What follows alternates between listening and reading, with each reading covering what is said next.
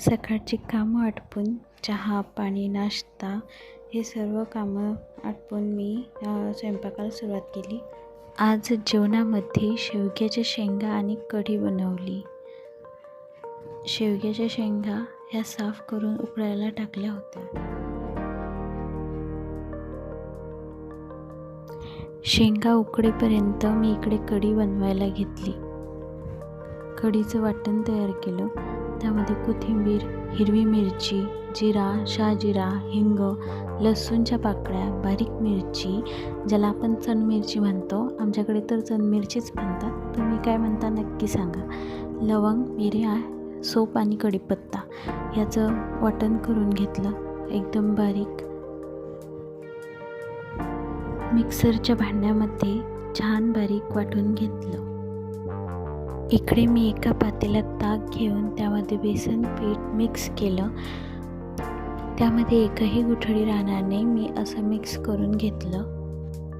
चला, सर्व तयार झालं। कढीचं जे सामान आपल्याला पाहिजे ते सर्व आपण तयार करून घेतलं। गॅसवर पातेलं ठेवून मी त्यामध्ये 2 पळ्या तेल टाकलं आणि त्यामध्ये मोहरी, सोप आणि कढीपत्ता टाकून त्याचा छान तडका केला।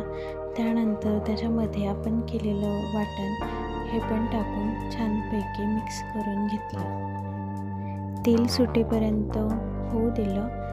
त्याच्यानंतर त्यामध्ये मी हळद टाकून घेतली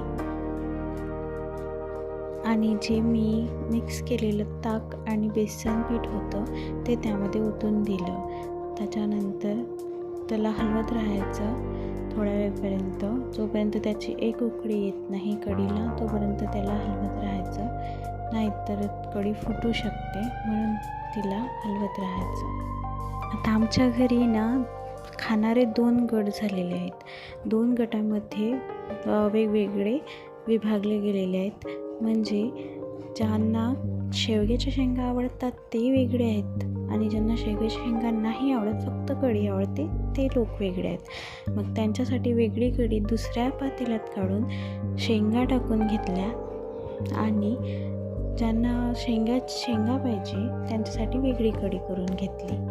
आमच्याकडे असे 2 गट आहेत ज्यांना एक भाजी कधीच आवडणार नाही। त्यामध्ये 2 भाज्या तर सकाळ संध्याकाळ असतातच ठरलेल्या। आणि भाजीचंच नाही तर भाकरी आणि पोळ्यांचं सुद्धा असंच आहे। आमच्याकडे 2 जण पोळ्या खातील तर 2 जण भाकरी खातील, म्हणून सकाळ आणि संध्याकाळ मला पोळ्याही कराव्या लागतात आणि तर भाकरीसुद्धा कराव्या लागतात। मी भाकरीला आंदण घेऊन इकडे भाकरी करायला सुरुवात केली। भाकरी झाल्यानंतर पोळ्यासुद्धा करून घेतल्या। त्यानंतर बाकीची घरातील सर्व कामं आटपून घेतली आणि बाळाला जेवू घातलं। माझं छोटंसं बाळ आहे 3 वर्षाचं, त्याला जेवू घातलं। जेवणानंतर त्याला झोपून दिलं आणि झोपल्यानंतर मी माझ्या डिजिटल स्किल्स ज्या आहेत, ज्या मी करत आहे सध्या, त्या मी शिकायला सुरुवात केली। आजच्यासाठी एवढंच। कसा वाटला माझा व्हिडिओ मला नक्की कमेंट करून सांगा। लाईक करा, सबस्क्राईब करा। धन्यवाद।